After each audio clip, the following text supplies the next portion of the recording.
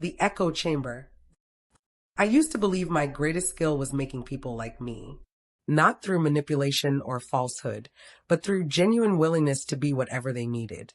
The shoulder to cry on, the emergency backup, the one who never said no. I was convinced that this selflessness would eventually be recognized, rewarded, maybe even celebrated. I was wrong. My name is Maya Dawson, and until 8 months ago, I was nothing but an echo. Not that I didn't exist physically, I did. 5 feet 8 inches of perpetually smiling accommodation. People saw me when they needed something. Maya, can you take over this client? Maya, we need someone to organize the fundraiser. Maya, Zach has basketball tonight and I've got a golf game with the partners. I was audible when useful and silent when not. A human Alexa, programmed to respond to every command without complaint. The perfect producer. Metropolitan Media was a buzzing digital production company in Seattle where I'd worked for 6 years.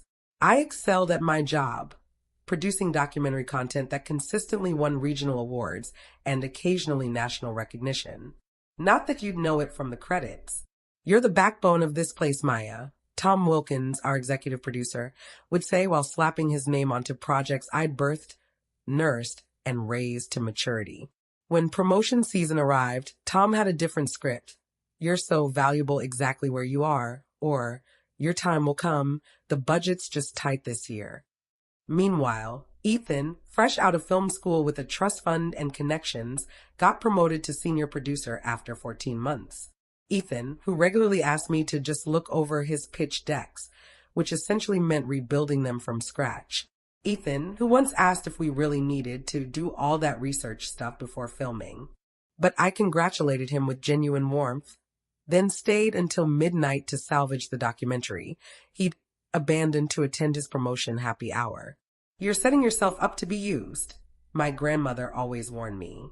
This world doesn't reward people who don't demand recognition. The perfect partner. My relationship wasn't much different. I'd been with James for 5 years. He was dashingly creative with his asymmetrical haircut and vintage glasses, the kind of guy who looked like he'd stepped out of an indie film.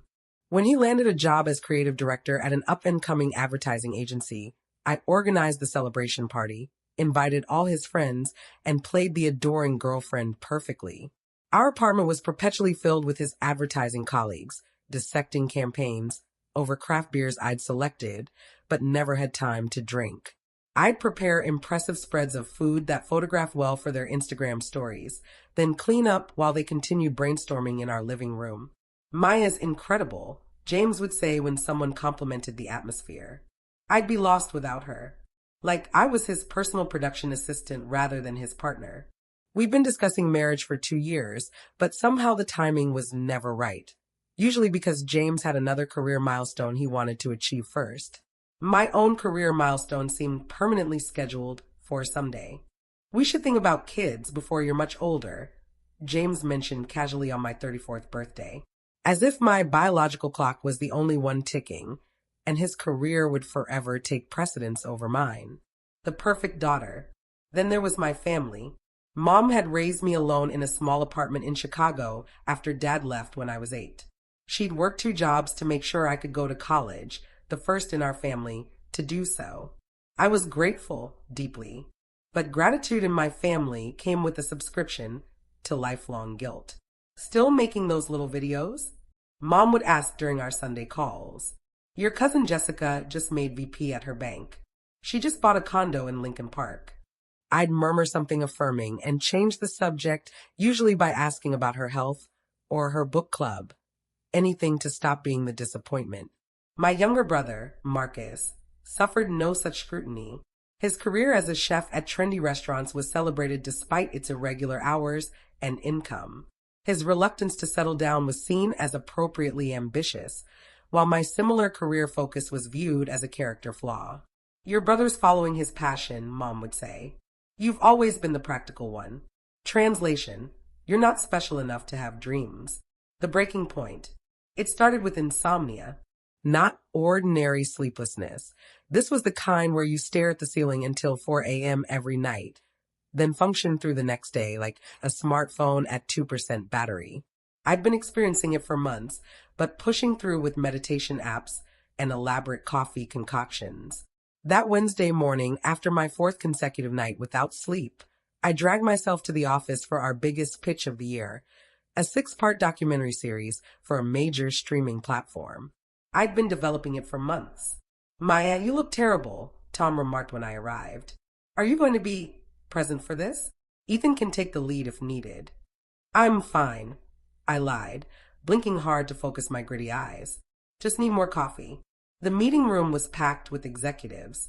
I sat at the back as Tom introduced our exciting new concept, the one I'd researched, outlined, and built a presentation for. As he clicked through my slides, occasionally adding as Maya and the team discovered, I felt a strange buzzing in my ears. The room seemed to tilt.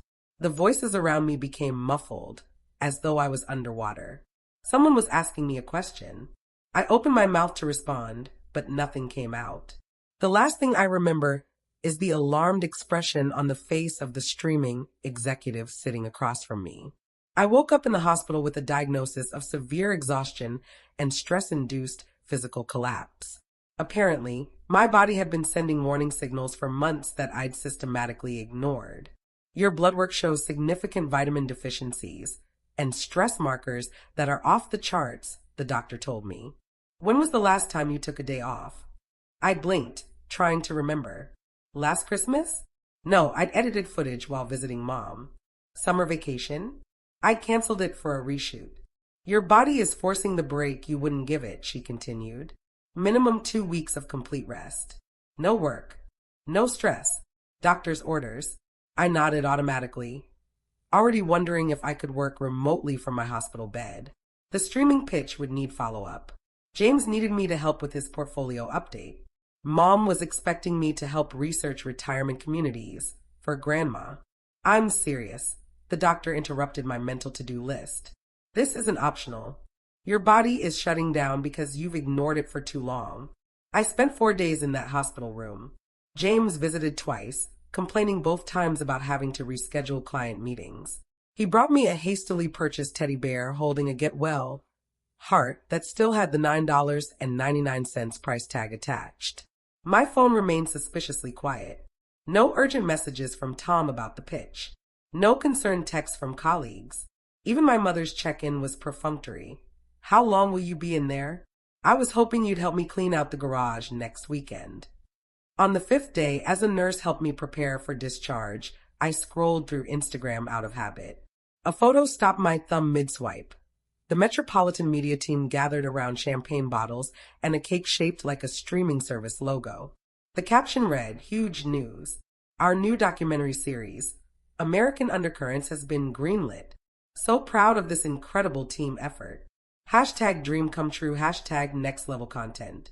I stared at the image in disbelief. That was my series, my concept, my research, my title. Even the treatment document visible on the tablet in Ethan's hand had my formatting. Not a single mention of me. Not one. I kept scrolling and felt an icy wave crash through me. James had posted too. A photo of himself with Layla, a copywriter from his agency. They were at Canlis, the restaurant where I'd been trying to get reservations for my birthday for 3 months. His caption, "Creative collaboration that goes beyond office hours. When the ideas are flowing, you make time. Hashtag work wifey, hashtag creative connection." Work wifey. Right. The comment section was filled with fire emojis and winking faces that told the real story. I set down my phone and stared out the window at Seattle's perpetually gray sky. Something inside me, something that had been bending and stretching for years, finally snapped clean in two. The wake-up call. The apartment was empty when I arrived home. James had left a sticky note on the refrigerator, "At Creative Retreat this weekend. Meal prep and fridge. Don't forget to water plants." The meal prep was a half-empty container of 3-day-old pad thai. His favorite, not mine.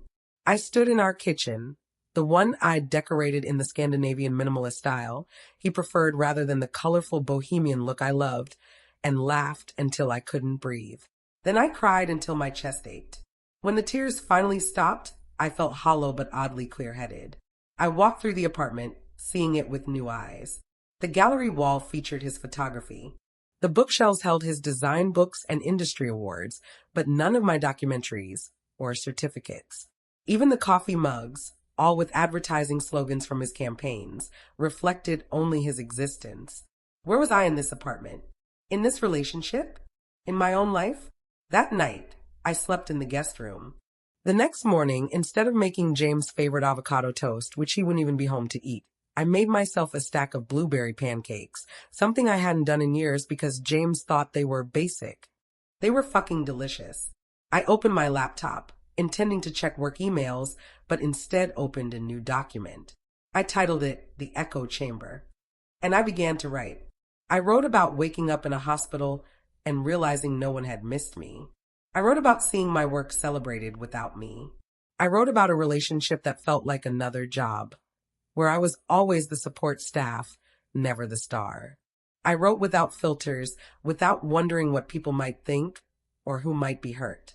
For once, I wasn't softening edges or choosing diplomatic phrasing. I was just honest. When I finished, I had nearly 4,000 words. I read them back, feeling equal parts horror and liberation. I couldn't possibly share this with anyone. It was too raw, too real, too. My phone chimed with a text from Tom. Need you to look over Ethan's treatment docs for the streaming execs. Not up to standard. Thanks. No, how are you feeling? No acknowledgement of my hospitalization. Just another expectation of invisible labor. Something crystallized inside me. I opened a Medium account, pasted my entire document, and gave it a simple title. What happens when no one hears your echo? My finger hovered over the publish button. Did I dare? The phone chimed again. James, can you pick up my dry cleaning? Need my blue shirt for Monday presentation. I hit publish. Then I took 2 of my prescribed sedatives, turned off all notifications, and slept for 16 hours straight. The reverberation. I woke to my laptop pinging relentlessly. Still groggy, I opened it to find hundreds of notifications on my Medium post. Comments flooded in faster than I could read them. I had to check the byline to make sure I hadn't written this in my sleep. This is exactly my marriage. I'm sitting at my desk crying because this is my life right now. Thank you for putting into words what I couldn't explain to myself. I stared at the screen in shock. The post had been shared thousands of times overnight. Several major online publications had embedded it. Hashtag Echo Chamber was trending. With trembling hands, I turned on my phone. Dozens of text messages, mostly from numbers I didn't recognize. Emails from complete strangers who had somehow found my personal address. And one voice message from James. Hey, your brother called me? Said he's been trying to reach you. Something about an article going viral? Weird. Anyway, I'll be back Monday. We're out of coffee, by the way. He hadn't read it. Of course he hadn't. But others had. So many others. I spent the day responding to comments, my head spinning. People weren't just reading my words. They were recognizing their own lives in them. Women and men alike wrote about feeling unheard, unappreciated, depleted. What are you going to write next was the question everyone asked. Next? I hadn't thought about a next. This had been a moment of emotional purging, not the start of whatever this was becoming. But as I read comment after comment, I realized I had more to say. Much more. I opened a new document and began typing, day 1 of being heard. The amplification. I wish I could say James read my article and had a life-changing epiphany. That Tom recognized my value and offered me the promotion I deserved. That my family suddenly understood and respected my choices. None of that happened.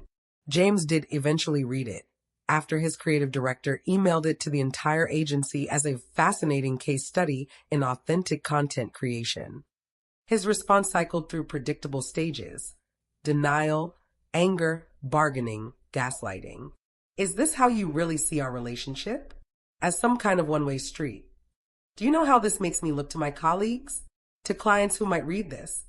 I've been under incredible pressure with this new campaign. I thought you understood that creative people need support. A year ago, I would have backtracked.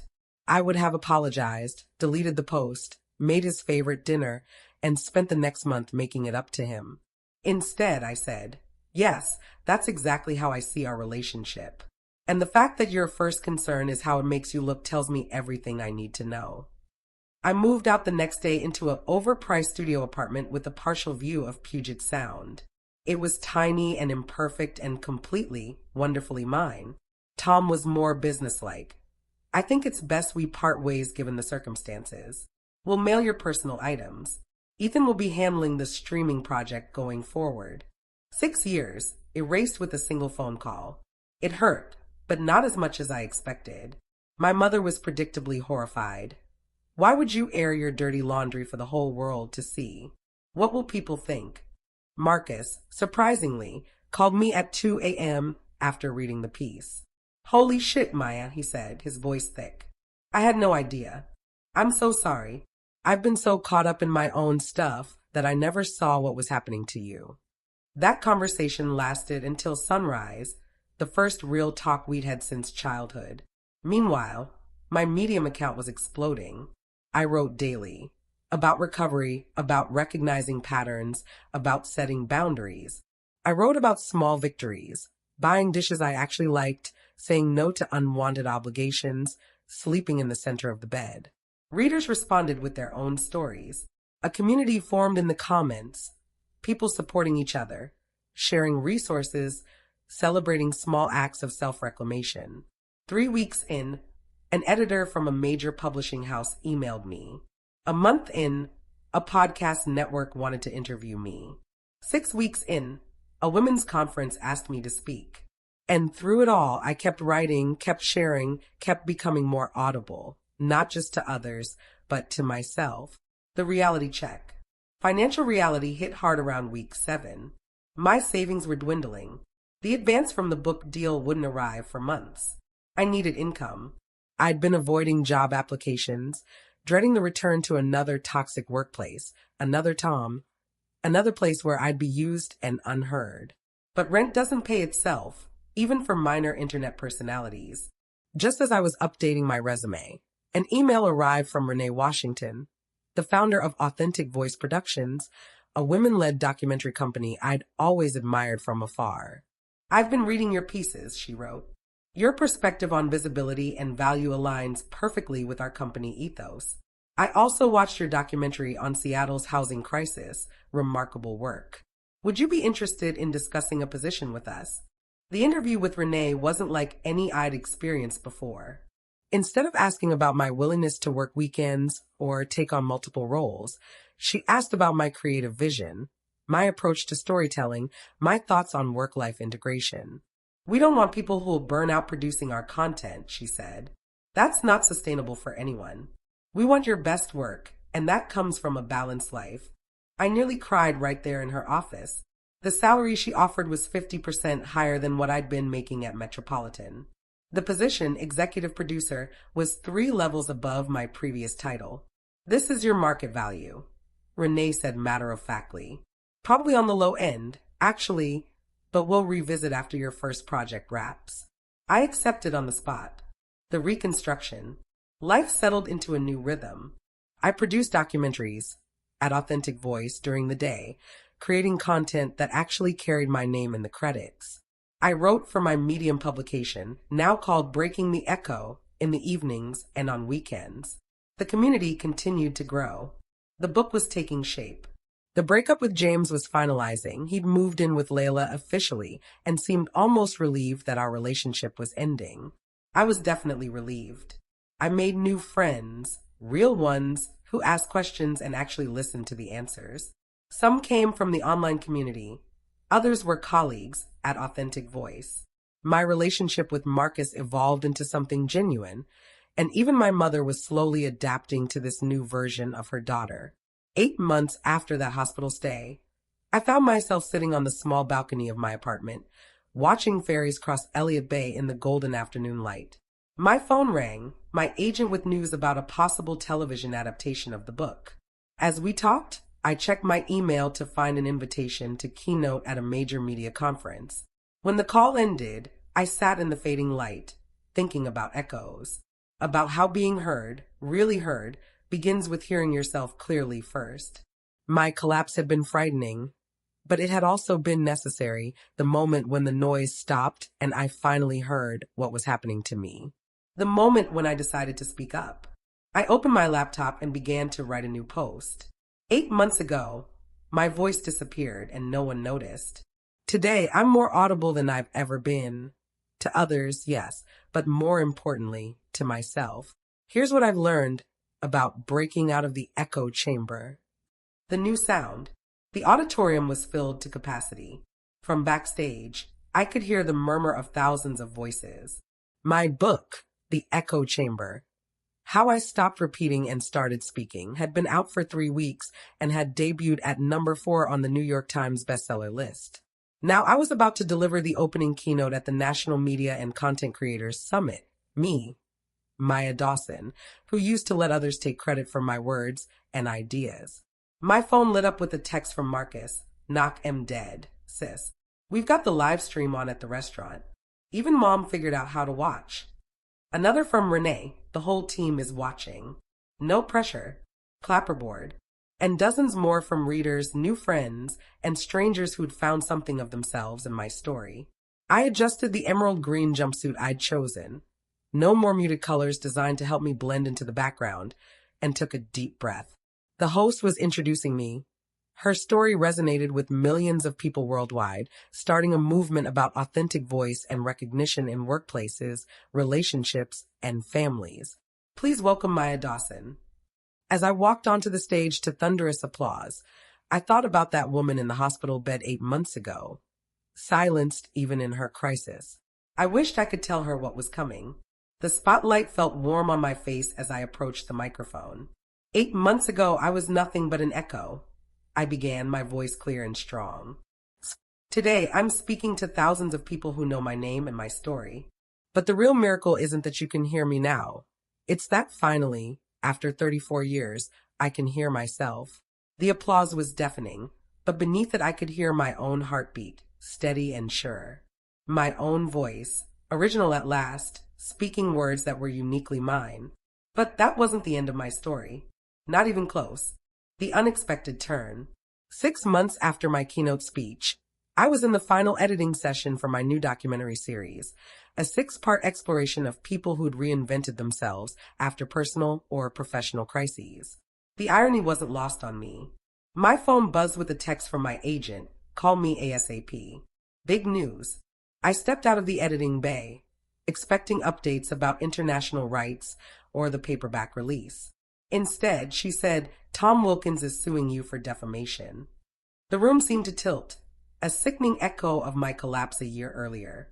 What? He claims your book portrays him in a false and damaging light that has irreparably harmed his professional reputation. His lawyer sent the paperwork this morning. I sank into a chair, my mind racing.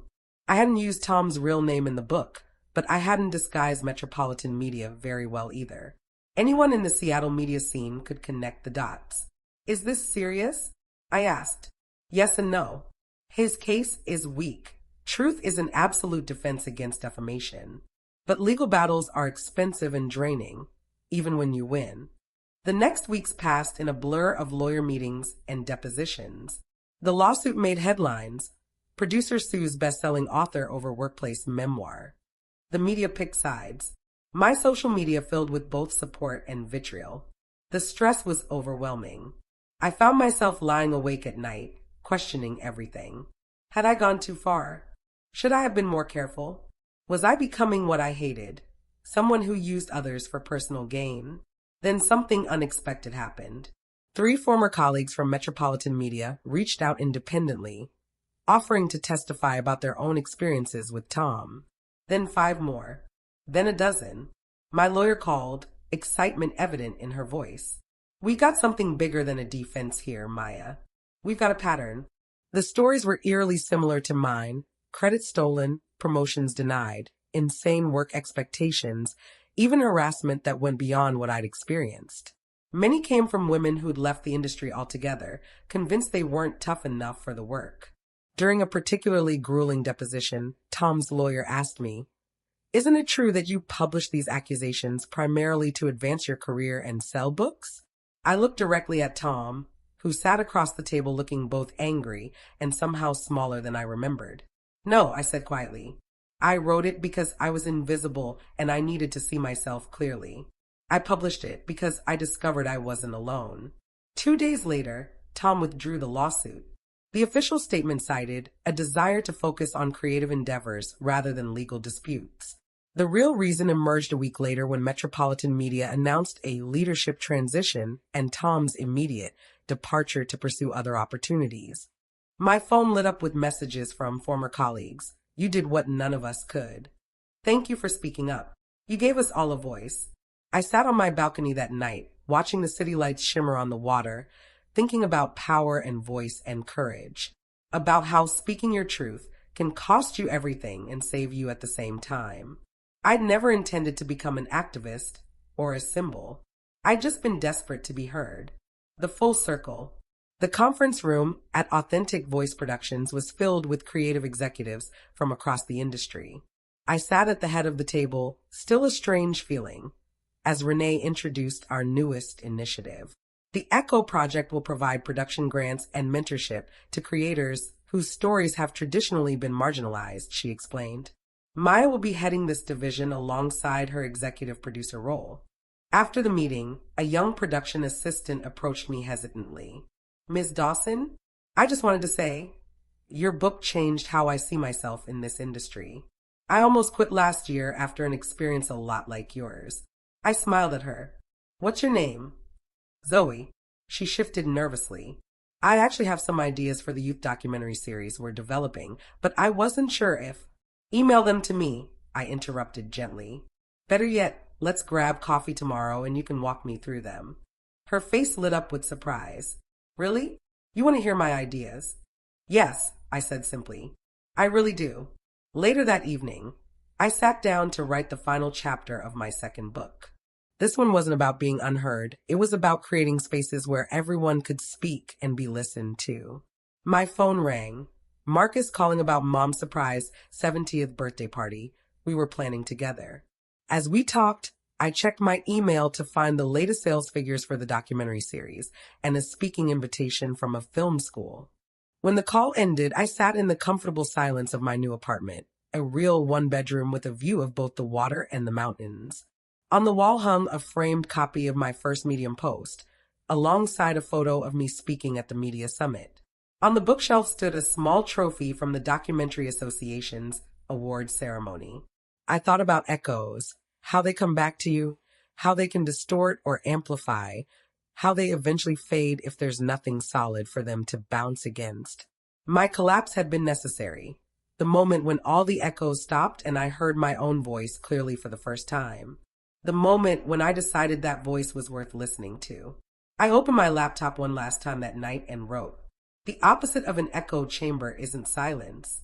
It's a conversation, one where every voice has value, including your own, especially your own. It took me 34 years to learn that my voice doesn't need to be an echo of what others want to hear. It just needs to be authentic and loud enough that I can hear it myself. As I wrote the final words, I thought about that woman in the hospital bed 14 months ago, caught in an endless loop of echoing others' needs and wants. I wished I could tell her what was coming. But then again, maybe she already knew. Maybe that's why she finally stopped echoing and started speaking. I could hear her now. Clear as day, no echo at all.